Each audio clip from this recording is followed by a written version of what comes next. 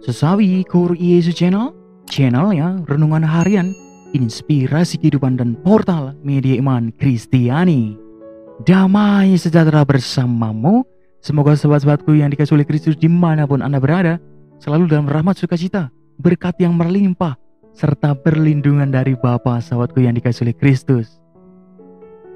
Sahabatku, pada kesempatan ini juga sahabatku, pekan biasa ke-32, kita akan bersama-sama dengarkan firman Tuhan dari Injil Lukas bab 17 ayat 1 sampai dengan 6. Mari sahabatku yang dikasihi oleh Kristus dimanapun Anda berada, kita siapkan hati dan pikiran kita, supaya dengan hikmat sukacita kita boleh dan mau terima firman Tuhan sahabatku. Tuhan beserta kita, sekarang dan selama-lamanya. Inilah Injil suci menurut Lukas. Dimuliakanlah Tuhan. Yesus berkata kepada murid-muridnya, "Tidak mungkin, tidak akan ada penyesatan, tetapi celakalah orang yang mengadakannya. Adalah lebih baik baginya jika sebuah batu kilangan diikatkan pada lehernya, lalu ia dilemparkan ke dalam laut, daripada menyesatkan salah satu dari orang-orang yang lemah ini. Jagalah dirimu. Jikalau saudaramu berbuat dosa, tegurlah dia, dan jikalau ia menyesal, ampunilah dia. Bahkan jikalau ia berbuat dosa terhadap engkau 7 kali sehari, dan 7 kali ia kembali kepadamu dan berkata, 'Aku menyesal,' engkau harus mengampuni dia." Lalu kata rasul-rasul itu kepada Tuhan, "Tambahkanlah iman kami." Jawab Tuhan, "Kalau sekiranya kamu mempunyai iman sebesar biji sesawi saja, kamu dapat berkata kepada pohon ara ini, 'Terbantunlah engkau dan tertanamlah di dalam laut,' dan ia akan taat kepadamu." Demikianlah sabda Tuhan. Terpujilah Kristus. Sahabatku yang dikasihi oleh Kristus, sobat keluarga muda dan saudara-saudara yang terkasih dalam Kristus Yesus, ada sebuah majalah mingguan Katolik, yaitu The Tablet. Di sana pernah menyajikan sebuah kisah tentang seorang iman sepuh, iman yang sudah lanjut usia sahabatku. Namanya Kirill Murta. Beliau melayani umatnya dengan sukacita sampai usianya yang ke-92 tahun sahabatku. Wow, luar biasa. 92 tahun sahabatku. Sahabatku, imam tua itu begitu dicintai dan dihargai oleh umatnya karena ia menjadi seorang imam sederhana yang mampu menghargai, mendengar, menasehati, menyatukan, dan mengampuni umatnya. Sahabatku yang dikasihi oleh Kristus, sobat keluarga muda dan saudara-saudara yang terkasih dalam Kristus, hal yang sama diwartakan kepada kita sahabatku. Kita semua diajak untuk mempraktekkan cara hidup Kristiani yang hakiki sahabatku.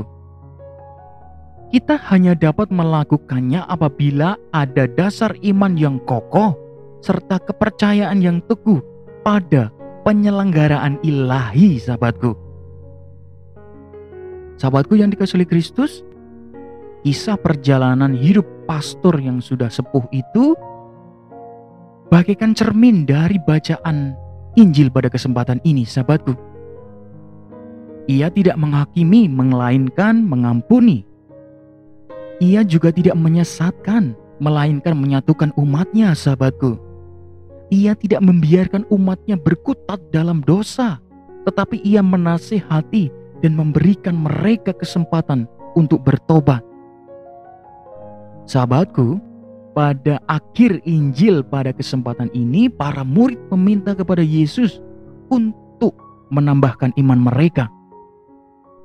Sahabatku, sebenarnya jikalau mereka menjalankan nasihat yang diberikan Yesus, iman mereka akan sungguh bertambah sahabatku. Sahabatku yang dikasihi oleh Kristus, Pastor Kirill Murta menyatakan demikian. What is an invitation to believe? Benar, bahwa beriman berarti kita diundang untuk percaya. Kita diajak untuk menambah iman dan kepercayaan kita dengan menjalankan pesan-pesan Injil, sahabatku, yakni dengan menjadi saudara bagi sesama, saling menjaga, saling menasehati, saling mempersatukan, dan saling mengampuni. Amin. Kemuliaan kepada Bapa dan Putra dan Roh Kudus, seperti pada permulaan, sekarang, selalu, dan sepanjang segala abad. Terpujilah nama Yesus, Maria, dan Santo Yosef, untuk sekarang dan selama-lamanya. Amin. Sahabatku yang dikasihi oleh Kristus, sobat Keluarga Muda, dan saudara-saudara yang terkasih dalam Kristus Yesus, mari kita siapkan hati dan pikiran kita untuk akhiri renungan singkat ini dan mohon berkat dari Tuhan, sahabatku. Dalam nama Bapa dan Putra dan Roh Kudus. Amin. Ya Tuhan, ya Allah kami berterima kasih ya Tuhan atas segala firman yang boleh kami terima pada kesempatan ini. Firman yang sungguh luar biasa ya Tuhan. Kami rasakan, kami cecap ya Tuhan. Teguhkanlah iman dan harapan kami akan kasih dan kesetiaan-Mu untuk menyelamatkan kami ya Tuhan. Engkau pakai hidup kami menjadi sarana berkat bagi orang lain, supaya kami dapat saling menjaga, mengasihi, saling menasihati, saling mempersatukan, dan saling mengampuni. Kami juga mendoakan pula ya Tuhan bagi mereka-mereka yang masih terbelenggu karena dosa ya Tuhan, supaya kiranya Engkau hadir, Engkau selamatkan mereka, Engkau pulihkan batin dan iman mereka, supaya ia cepat menemukan jalan yang lurus ke hadirat-Mu Tuhan. Kami juga mendoakan pula bagi mereka-mereka yang masih merasakan luka hati, beban mental, terkucilkan, sakit hati ya Tuhan. Engkau jamah mereka dengan sukacita dari-Mu, Engkau pulihkan ya Tuhan, dan hidup mereka beroleh berkat kesejahteraan. Amin. Kemuliaan kepada Bapa dan Putra dan Roh Kudus, seperti pada permulaan, sekarang, selalu, dan sepanjang segala abad. Terpujilah nama Yesus, Maria, dan Santo Yosef, untuk sekarang dan selama-lamanya. Amin. Dalam nama Bapa dan Putra dan Roh Kudus. Amin.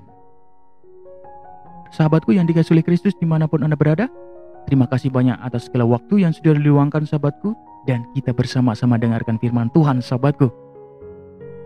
Sebarkan video ini supaya banyak orang terima berkat dan terima rahmat sukacita sahabatku. Banyak orang dipulihkan, yang gelap diberikan terang, yang buntu diberikan jalan. Ingat sahabatku, what is an invitation to believe? Iman diundang untuk percaya. Hidup kita semua penuh berkat, hidup kita semua penuh sukacita. Sampai jumpa di renungan harian episode selanjutnya. See you later.